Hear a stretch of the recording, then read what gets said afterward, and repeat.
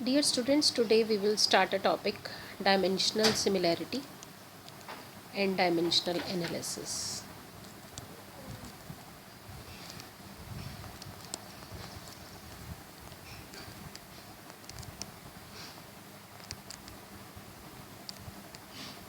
It is a very important topic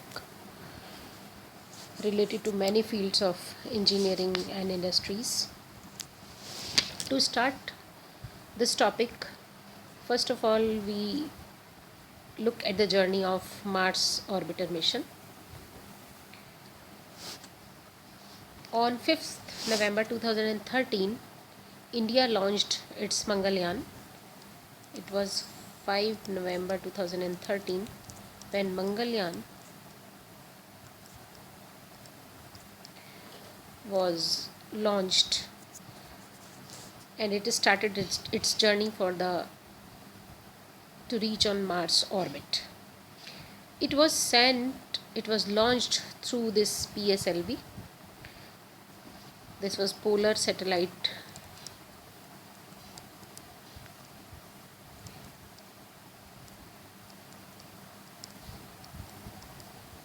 Vehicle Launch Vehicle, Polar Satellite Launch Vehicle.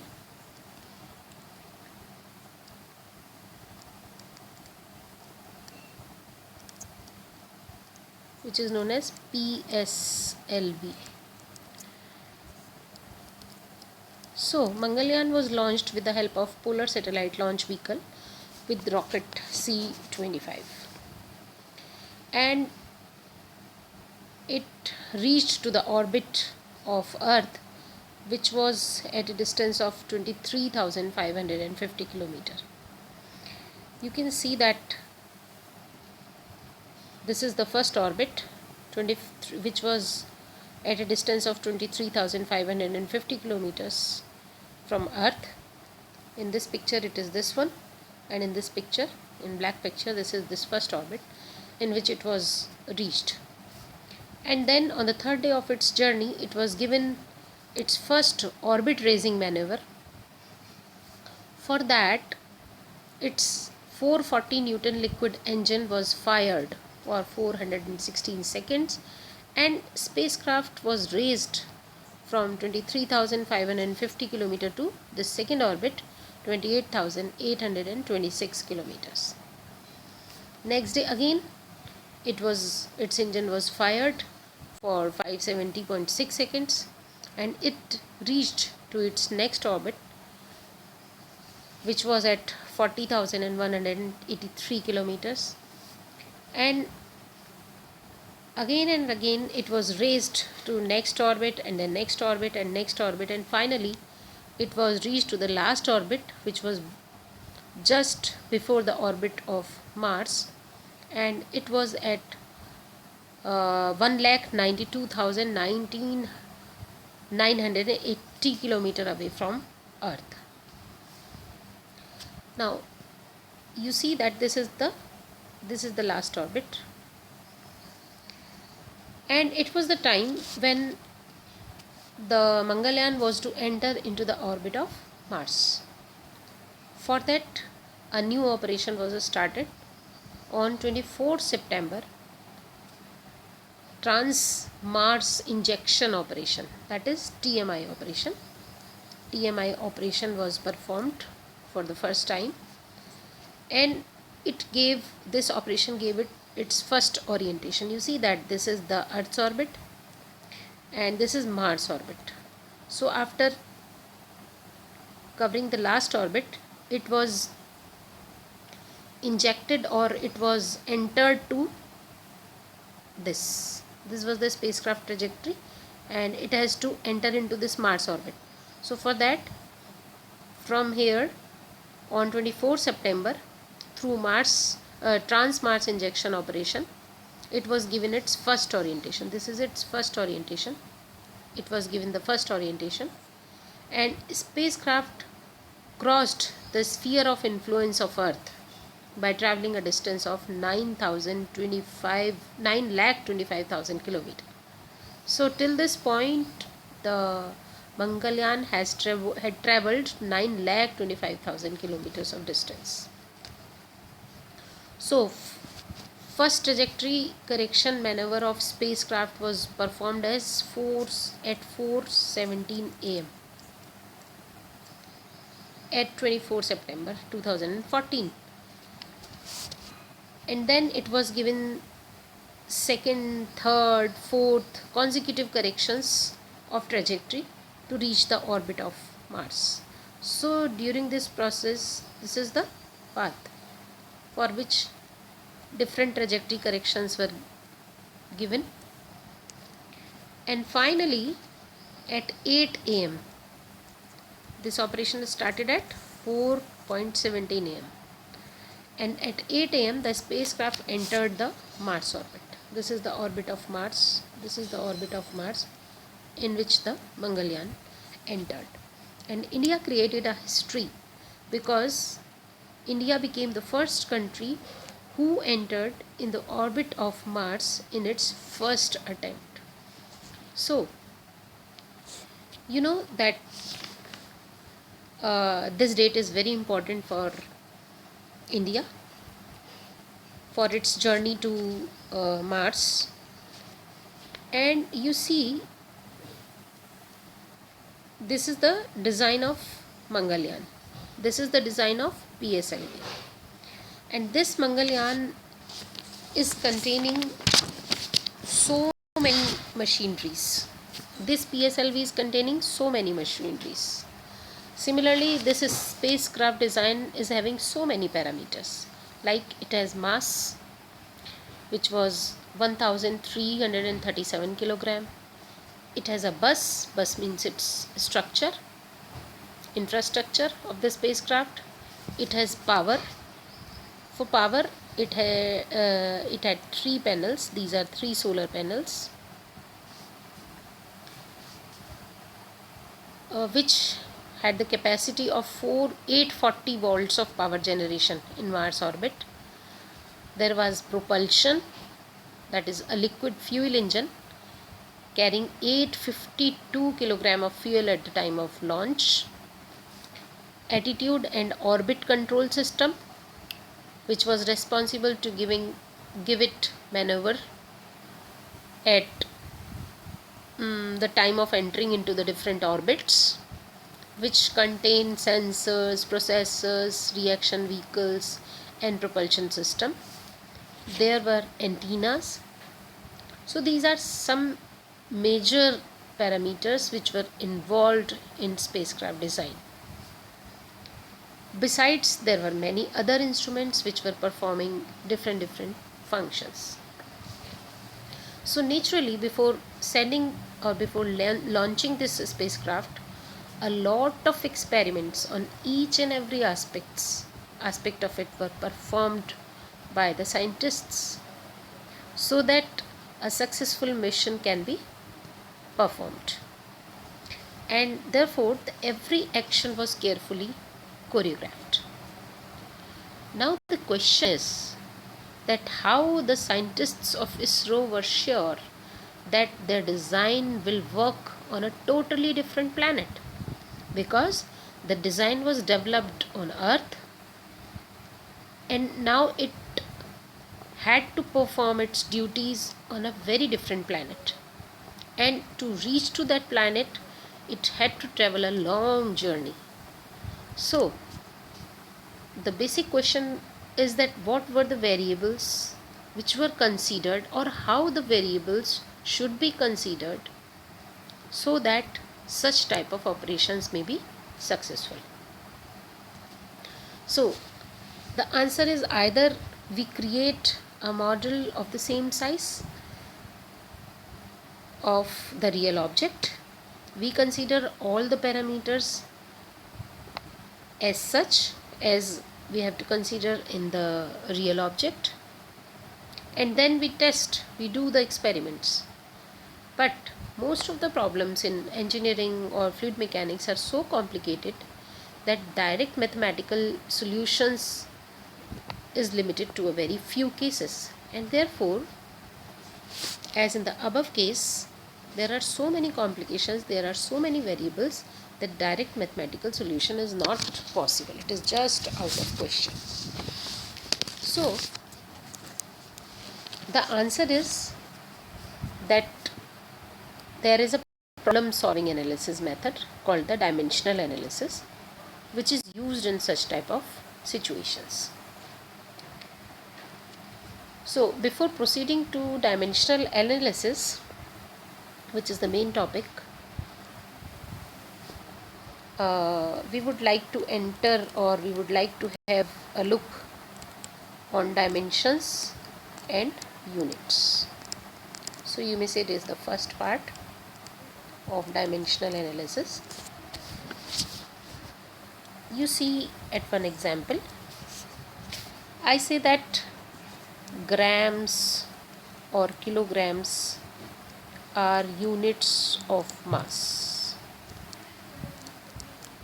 right? So I have to define what is dimension and I have to define what is unit. Here this mass is a physical quantity. So the measure of this is the measure of a physical quantity. So this measure of a physical quantity, mass, goes into the category of dimension. So this is the dimension. And this kilogram or gram, which is assigning a quantitative value to this mass, to this physical quantity, are known as units. So you can say that the dimensions are the measurement of physical quantities. These are the measurements of physical quantities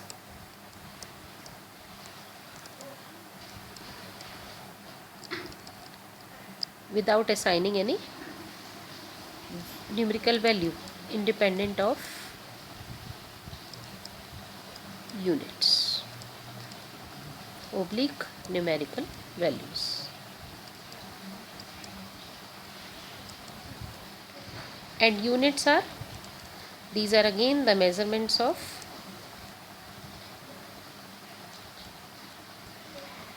physical quantities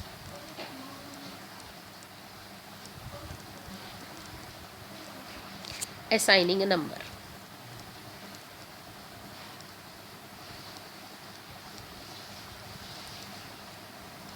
So this is the basic difference between dimensions and units.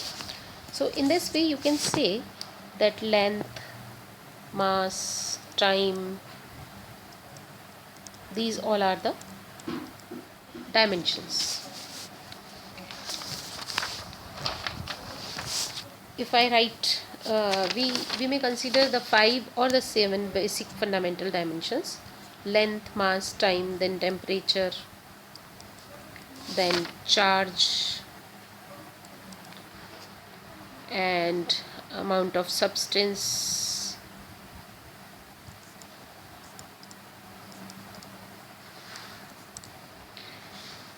and luminous intensity.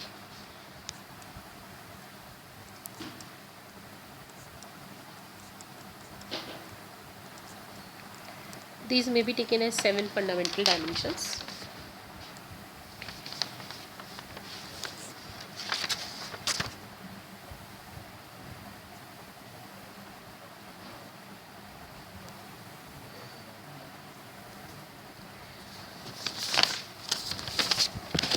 So with the help of these 7 fundamental dimensions, suppose I take the length,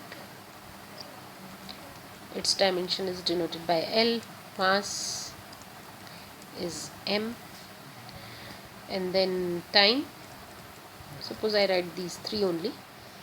With the help of these 3 dimensions, you can derive so many dimensions. For example, I want to derive the dimension of velocity. So then dimension of velocity will be distance upon time. So it will be L upon T or LT inverse. Likewise, if I want to find the dimension of energy, then for dimension of energy, I may write like this. This is the dimension of energy. This may be calculated in terms of mass, length and time. It is ml square t square. So in this way you can find the dimensions of many other parameters involving in a problem.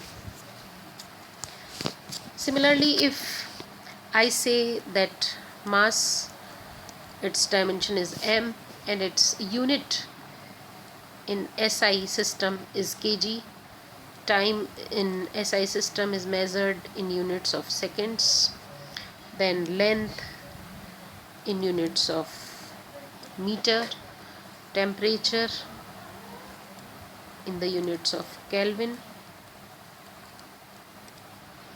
then energy, ampere, and amount of substance, mole,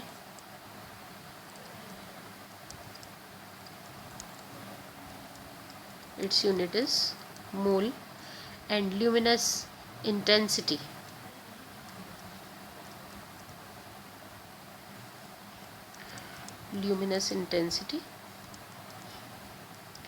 it's measured in candela, right, written as CD. Now these are fundamental SI units, okay, and with the help of these you can derive units of so many other parameters, like you can derive the units of area. Area will be length square, it is length square, its dimension is length square, and its units are, length is measured in terms of the units of meter, so it is meter square. So these are the derived units. Similarly, you can derive the units of volume. It will be length cube, so its dimensions are meter cube. Velocity, I know that the dimension of velocity is length upon time. Length is measured in terms of meter and time is measured in terms of second, so it is meter per second. In this way you can derive the units, and these units and dimensions is a topic which is very well known to all students studying the physics.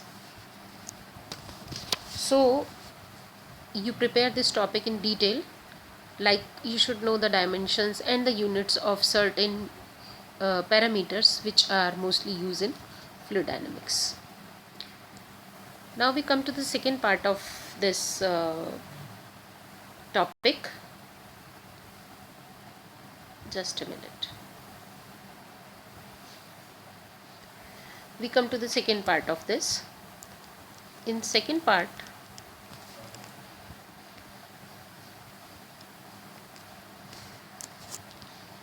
we will discuss what is dimensional homogeneity. Dimensional homogeneity.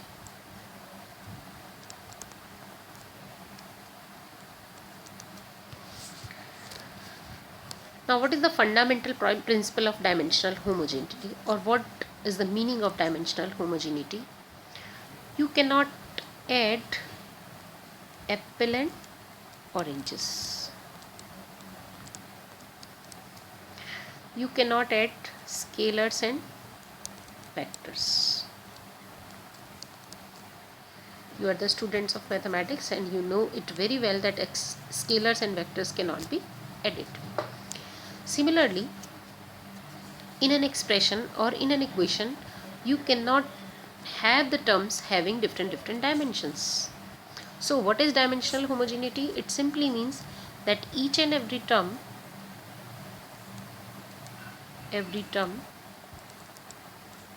of an equation should have same dimension.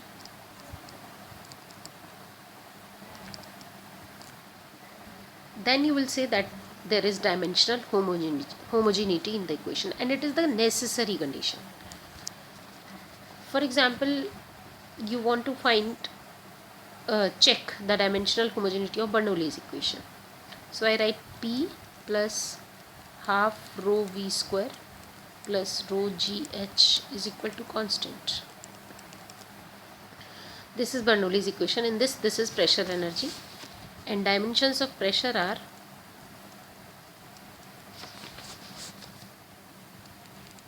m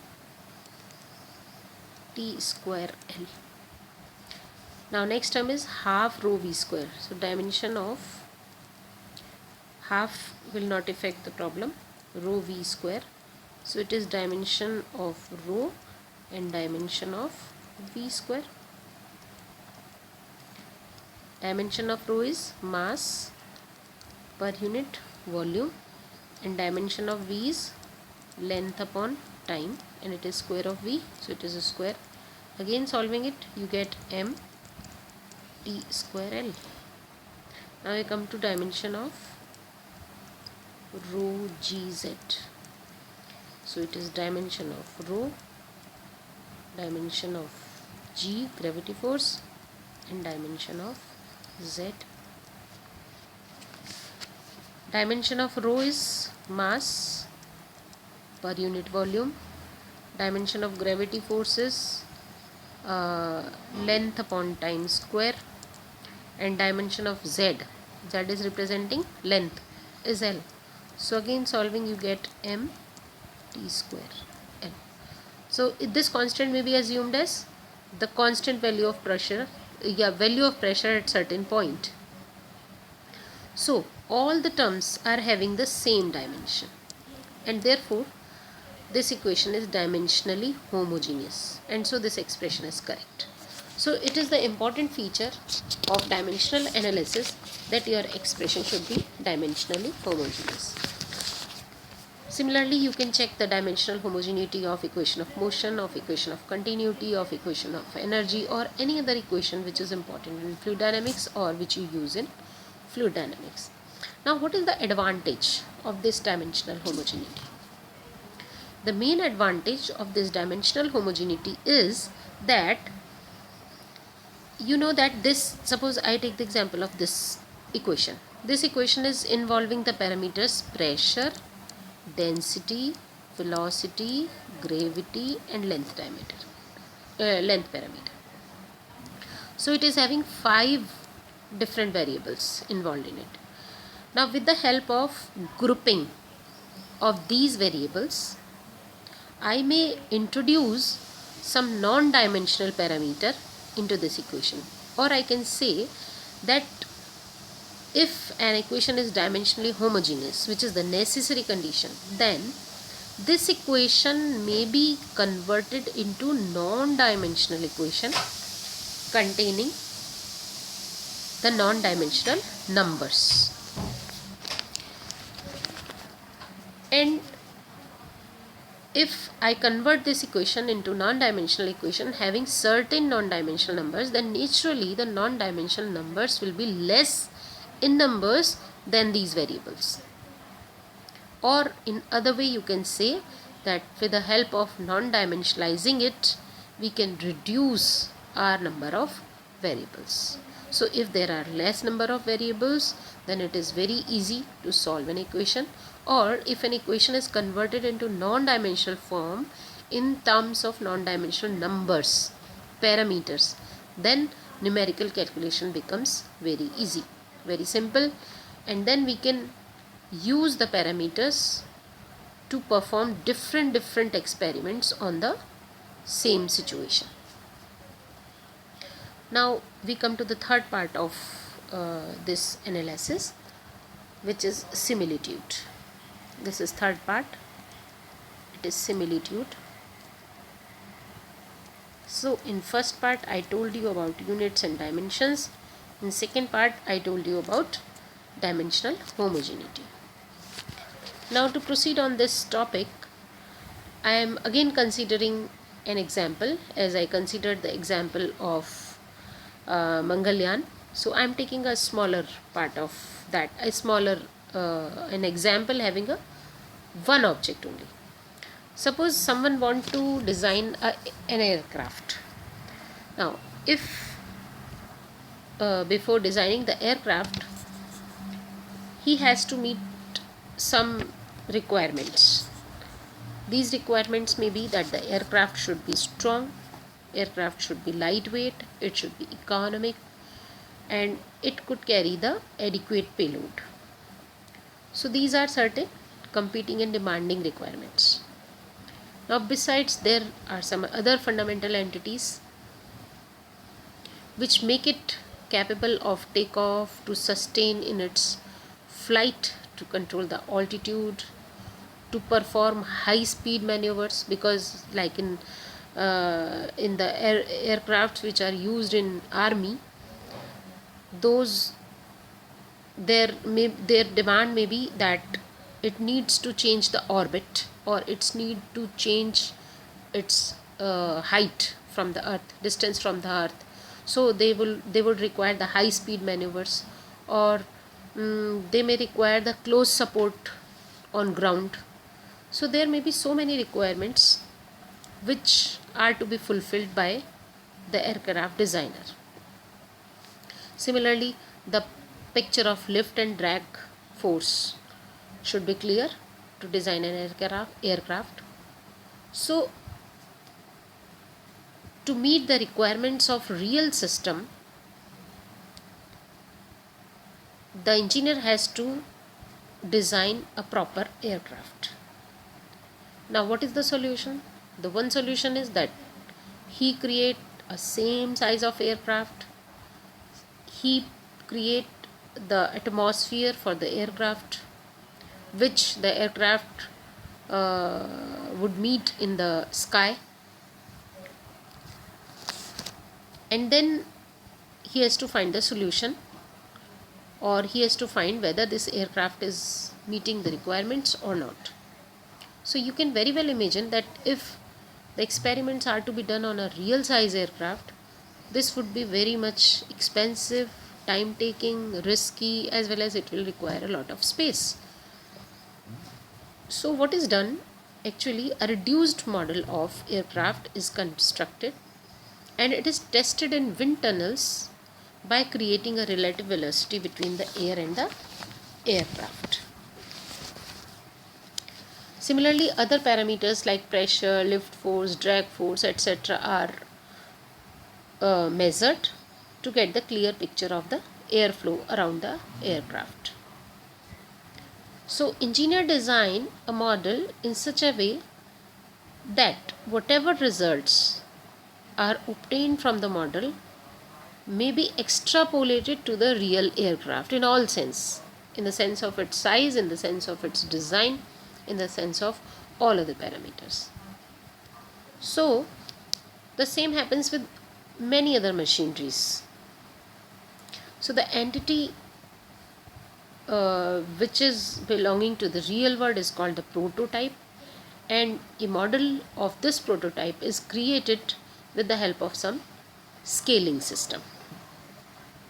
So model is the scaled portion of it. Scaling means a scale is set, that is, suppose your aircraft is of some size of say 8 feet or say 20 feet, and you set a scale that you will make your model of 1/5 size. So that scale is set. The model is not necessarily of the smaller size, it may also be of the bigger size than its prototype, because there may be some instruments which are so small in the real world that testing on that size is not possible. Like if you want to create the injection nozzle or a carburetor, then it is not possible to test, to do experiments on the model of the same size. Then in that case the models of bigger size are created.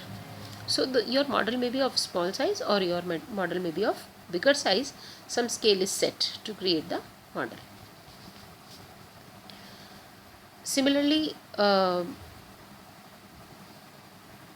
model and the prototype may be of the same size also, but they may differ in other properties like velocity, density, pressure, and so on. These may be different on the two. So the main thing is that you have to create a model, and then the question arises that whether the scaling affect the actual result.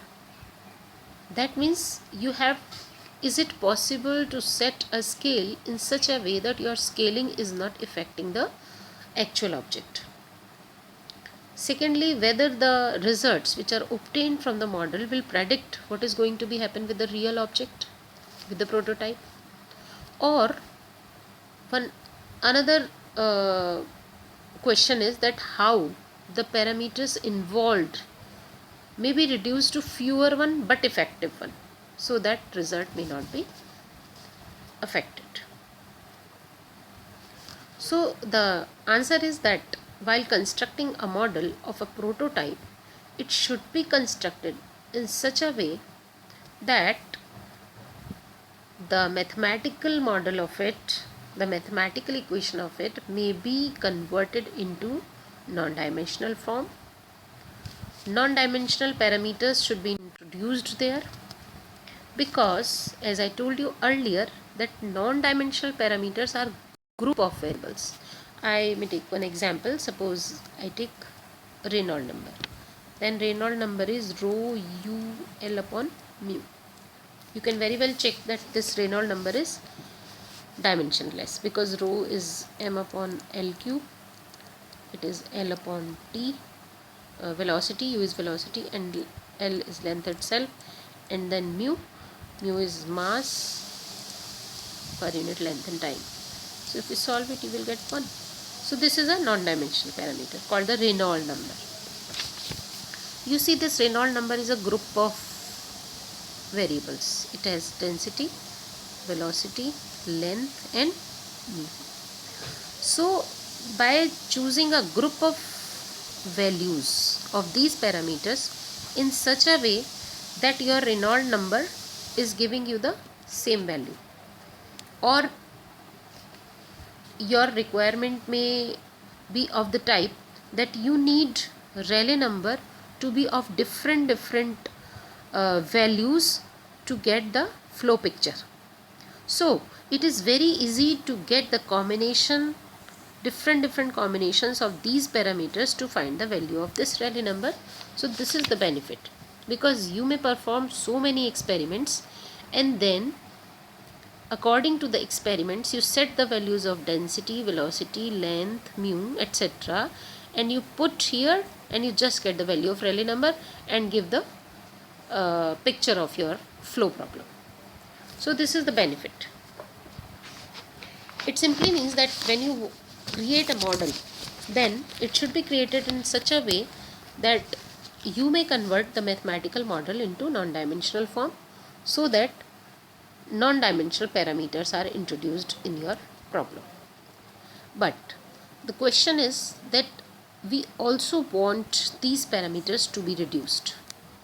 So there should be some technique so that we may get the reduced number of parameters representing your problem. So as I write here similitude, this similitude contains 3 parts. When we create a model of a prototype, this is a model and this is a prototype, real object, there should be certain similarities between the two, which comes under similitude. What are these similarities? First one is that there should be geometrical similarity. This geometrical similarity indicates the scaling. A scale is set between the size of the model and the prototype, and if the ratio of equivalent sides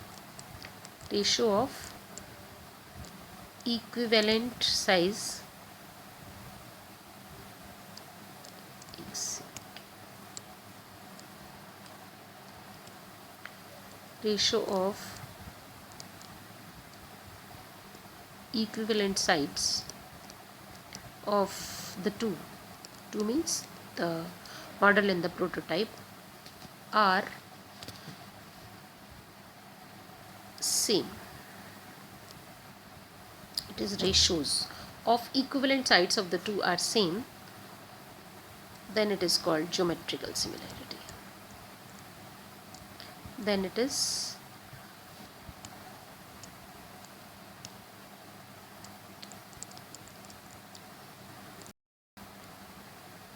geometrical similarity.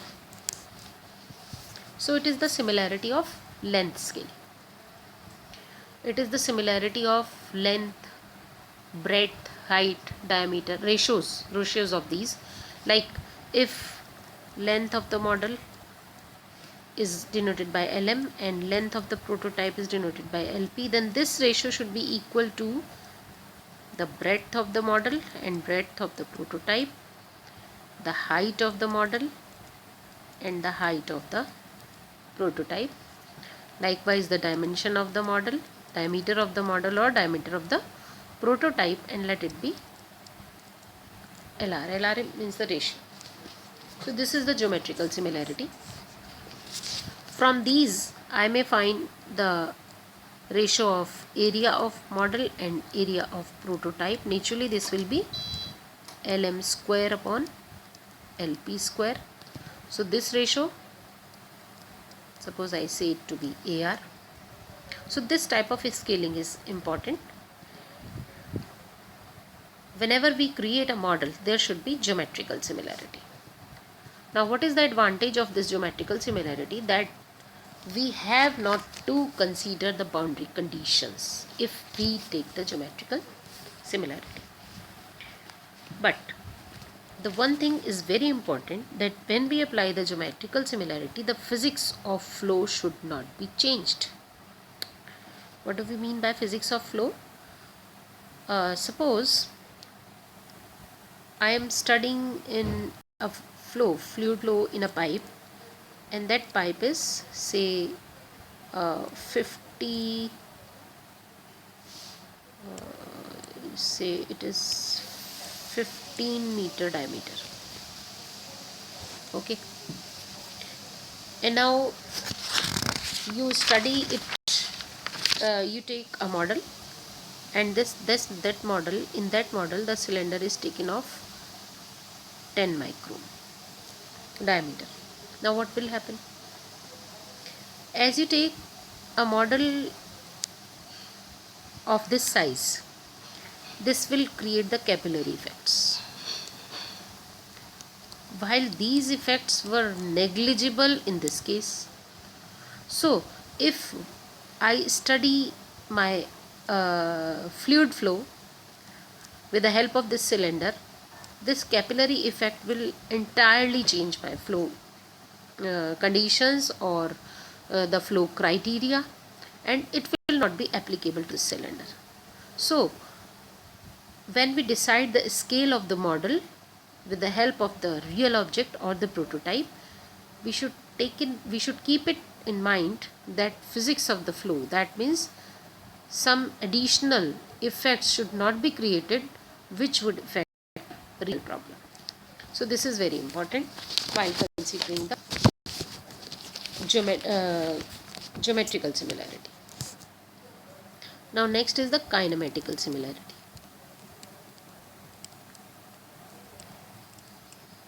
This is second type of similarity which is required. In kinematical similarity, suppose this is your prototype and suppose this is your model, then if at point P your velocity is u1, at point Q your velocity is u2, at the corresponding point P dash, because you have set a scale, your velocity is u1 dash, and at q1 it is u2 dash. Then kinematical similarity says that u1 u2 for the model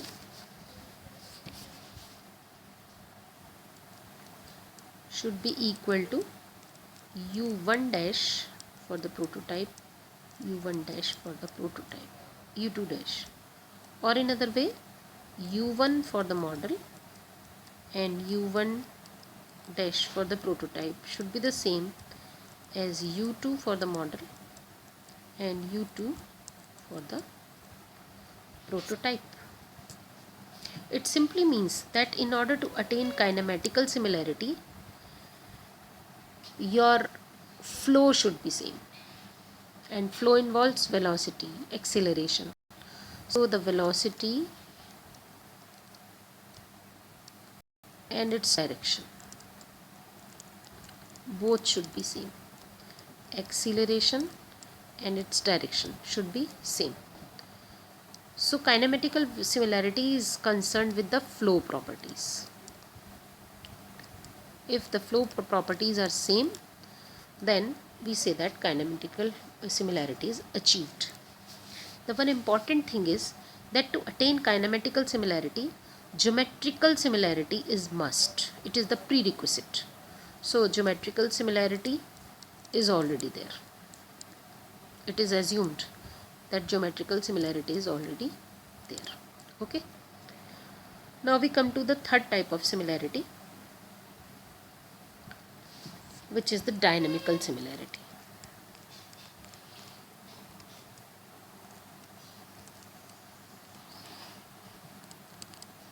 This is third type of similarity, and dynamical similarity means similarity of forces. It simply means that the forces in terms of magnitude as well as direction should be same at the corresponding points.